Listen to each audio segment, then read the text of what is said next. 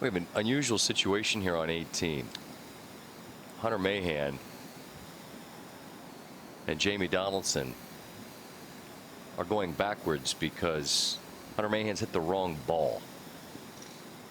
And Thomas Pagel, before we get into the hows and whys this happens, now what happens? Well, it's yeah, I mean, we certainly don't see it too often at this level, but if you play a ball other than your ball, it's a 2-stroke penalty in stroke play, and you have to go back and correct. So obviously it's very important to mark your golf ball. Usually players at this level have their unique markings, but in this case, Jamie and Hunter played each other's golf balls by mistake. So they noticed it when they got up onto the putting green, notified the referee, and went back to play again. So 2-stroke penalty and keep going.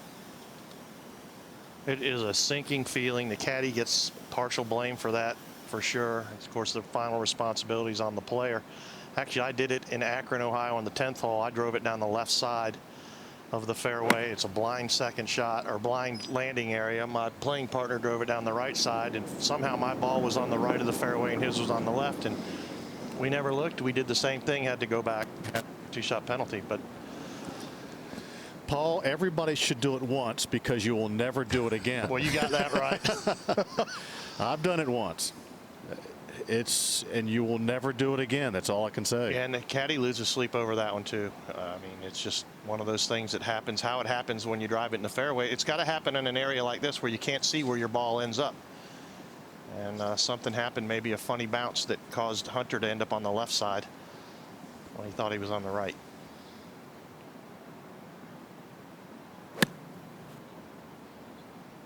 So you try to regroup, but it's just still baffling because even most amateurs that are listening and watching this morning, I've got a 3, you've got a 2, and even if you've got a 3, I've got a mark that's not the same as yours. Right. You shouldn't. There's no excuse for making the mistake. But I have a question: have they hold out and then go to the 10th tee, the next tee, number 1? What's the penalty if they don't catch it? Yeah, so Paul, again, this is a rule where you have to correct before you play from the next teeing ground. So had they gone to 1 and teed off, they both would have been disqualified. What if they'd have hold out? Both of them. If they would have hold out, they would have been okay. The trigger point is when you tee off from the next teeing ground.